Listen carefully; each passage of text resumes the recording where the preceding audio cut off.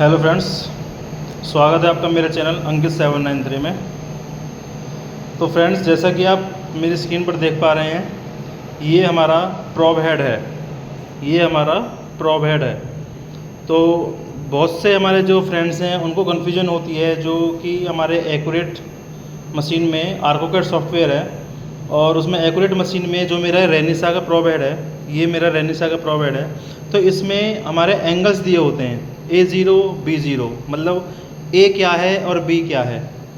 तो बहुत से फ्रेंड्स का क्वेश्चन था कि इस पर एक वीडियो बनाई जाए, और हमें पता नहीं लगता है कि कैसे हम एंगल को इसको सिलेक्ट करें, एंगल सिलेक्टर जो कि हम प्रोब को हम कैलिब्रेट करते हैं। तो फ्रेंड्स, आज मैं आपको यही बताना चाहूँगा कि हम कैसे इसको सिलेक्ट करते हैं, कैसे हम इसको कैलकुलेट करते हैं। तो जैसा कि आप देख रहे हैं, ये मेरी मशीन है CMM मशीन, और ये मेरा प्रोब हेड है जो कि रेनिसा का है, रेनिसा MH8।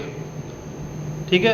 तो आप जब भी आप मशीन को कैलिब्रेट करते हैं तो वहाँ पे आपको मशीन के जो प्रोब हेड का नेम है वो मांगता है नंबर, तो आपको वहाँ सेलेक्ट करना होता है MH8। जहाँ भी आप एक्यूरेट पे अगर वर्क कर रहे हो तो उस पर प्रोब हेड के ऊपर एक नंबर लिखा होता है MH8, PS20, PS20, अलग अलग उसका मीनिंग होता है। जैसे कि मेरी ये मैनुअल है, जो मेरा प्रोब हेड है ये मेरा मैनुअल है। जैसे कि आप यहाँ पे देख रहे हैं, ये इसका लॉक होता है।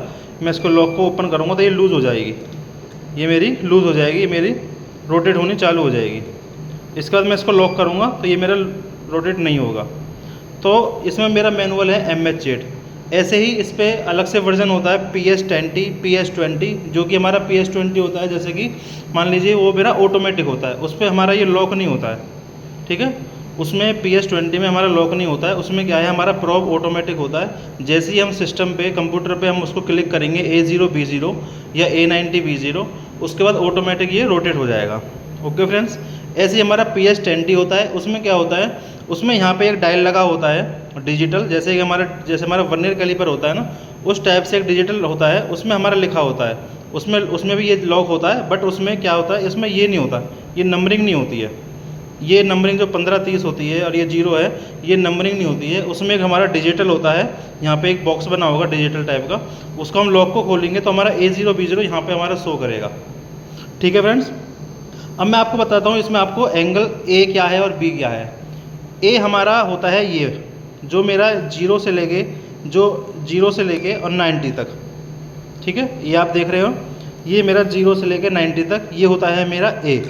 ठीक है। तो हम क्या करते हैं, ये मेरा 15-15 डिग्री, 0 से 15, 15 से 30, 30 से 45, 45 से 60, 60 से 75 और 75 से 90। ठीक है। किसी किसी में एक्यूरेट में 90 से 105 भी होता है। यहाँ पे अभी 0 से 90 है, पर किसी किसी में 105 तक भी होता है मैक्सिमम। ठीक है, वो डिपेंड होता है मेक के ऊपर। मतलब जैसे MH8 है, तो आप अगर PS20 में आप वर्क कर रहे हो तो वहाँ पे हमारा 105 तक भी हमें दिखेगा। ठीक है फ्रेंड्स, ये होता है मेरा A। ठीक है, ये हो गया मेरा A, और ये जो मेरी रोटेशन होती है 360 डिग्री की, ये होती है मेरी B, ये होती है मेरा B। दोनों में मेरा 15-15 डिग्री का स्टेप है। यहाँ 0 से आप देख रहे हैं, 0 से -15 है और 0 से +15 है। तो 0 से लेके ये मेरा 180 तक रोटेट होता है, ये मेरा यहाँ 180 तक रोटेट होगा। तो 0 से लेके -180 हो गया और 0 से ले से +180 हो गया, तो ये मेरा टोटल हो गया 360 डिग्री। ठीक है फ्रेंड्स, ये मेरे रेनिसा की है। अभी आप यहाँ पे देखिए, ये आप यहाँ देख भी रहे हैं A से, ये हो गया मेरा A। यहाँ पे मेरा 100 भी किया हुआ है। ठीक है, A0 से 90, किसी किसी में 105 तक भी होता है। तो हम क्या करते हैं, हम जैसे कि मशीन के अंदर आप जाओगे, जब आप कैलिब्रेट करोगे प्रोब को, तो उसमें शो करता है A0 B0, A90 B0, मतलब A और B की वैल्यू शो करता है। तो आप जब भी प्रोब को कैलिब्रेट करोगे, उसके लिए क्या करोगे, आपको पार्ट को पहले हमारे 5 एक्सिस होते हैं। ठीक है, मैं आपको बता देता हूँ, हमारी जो ये मशीन है 5 एक्सिस में काम करती है। 5 एक्सिस हमारे मेजरमेंट कौन से होते हैं, एक तो होता है हमारा A0 B0 first of all, एक होता है मेरा A90 B0। ठीक है, एक होता है मेरा A90 180, -180 लगा लीजिए आप इसको, या +180, वो दोनों में सेम रहेगा। ठीक है, एक होता है मेरा A90 +90, ये मेरा 90 हो गया, और ये मेरा प्लस का साइन है, मतलब प्लस यहाँ पे A90 +90, और एक होता है मेरा A90 -90। ये मेरी 5 एक्सिस में आप हर बार आपको प्रोब को कैलिब्रेट करना पड़ेगा। मतलब जब भी आप कैलिब्रेट करोगे तो कम से कम ये 5 एक्सिस तो आपको कैलिब्रेट करने ही होंगे, क्योंकि 5 एक्सिस पे ही हमारी मशीन काम करती है और 5 एक्सिस के ऊपर ही हमारी वर्क करेगी। ठीक है, उसके बाद अलग से आपको कोई एंगल सेलेक्ट करना है तो आप एंगल सेलेक्टर में जाएंगे और मेरी कैलिब्रेशन वाली आप वीडियो देखिएगा और उस वीडियो में आपको दिखेगा एंगल सेलेक्ट हम कैसे करते हैं। तो आप एंगल जो सेलेक्ट करोगे, मान लीजिए आपने ये मेरा हो गया A30 एंड B0, आपने यहाँ लॉक कर दिया तो ये मेरा एंगल यहाँ पे शो कर दिया A30 एंड B0, ये मेरा हो गया B0। तो आपको क्या है, A30 और B0 आपको कंप्यूटर पे सिस्टम पे जो मेरा सॉफ्टवेयर है उसको आपको वहाँ पे सिलेक्ट करना होगा एंगल सेलेक्टर।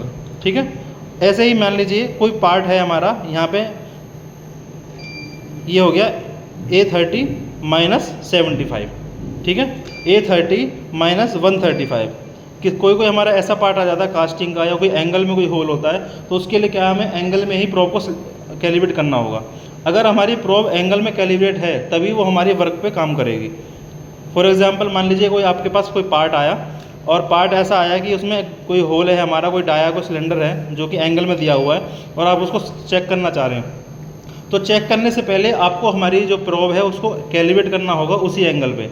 तो आपको क्या करना है, आपको पार्ट के पास जाना है, तो आपको पार्ट के पास अंदाजे से आपको एंगल सेलेक्ट करना है, मतलब कि एंगल इस पर सेलेक्ट करके देख लेना है। तो एंगल सेलेक्ट करोगे तो आप पार्ट के पास लेके जाओगे, जो मेरी स्टाइलिस होती है उस स्टाइलिस को आप टच करके देखोगे तो आपको ये पता लग जाएगा कि भाई मेरा ये जो एंगल है ये मेरा ओके है। मान लीजिए अगर -75 पे नहीं आया, ठीक है, पार्ट ऐसा है और क्या पता ये -105 पे आए, तो पहले आप पार्ट के पास लेके जाइए और प्रोब को देखिए कि हमारी प्रोब हमारी एक्यूरेट, मतलब हमारे ये चेक हो जाएगा या नहीं होगा।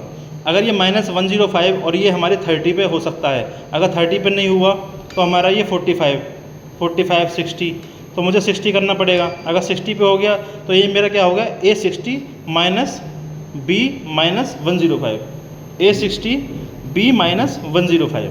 तो हमें यही सेम A60 और -105 हमें सेलेक्ट करना होगा एंगल सेलेक्टर में, जो कि मेरा UCC सर्वर है, उसमें मुझे एंगल सेलेक्टर सेलेक्ट करना होगा। उसके बाद मुझे प्रोब को कैलिब्रेट करना होगा जो हमारी स्पेयर है। ठीक है, प्रोब को हमें कैलिब्रेट करने के बाद हमें पार्ट को इंस्पेक्शन करनी है सेम एंगल पे। जब तक हमारी प्रोब कैलिब्रेट नहीं होगी तब तक मेरी ये काम नहीं करेगी। अगर आप प्रोब को कैलिब्रेट नहीं करोगे और इसको एंगल सेलेक्ट कर लोगे तो वहाँ पे कोई ऑप्शन आएगा नहीं आपके पास कि मुझे कौन सी प्रोब पे काम करना है। जिस प्रोब पर आप पहले काम कर रहे थे उसी पे काम हो पाएगा। ठीक है फ्रेंड्स, आशा करता हूँ कि आपको मेरी वीडियो समझ में आई होगी। और जैसा कि मैंने आपको बताया है इसके एंगल के बारे में, मेरा दोबारा बता देता हूँ, A मेरा ये है और मेरा B है ये रोटेट वाला। ठीक है, तो आशा करता हूँ आपको मेरी वीडियो समझ में आई होगी और इस चैनल को आप जल्दी सब्सक्राइब कीजिए। जो भी हमारे साथ नए जुड़े हैं इस वीडियो को लाइक कीजिए और सब्सक्राइब कीजिए और आने वाली वीडियो के साथ आप जुड़े रहिए।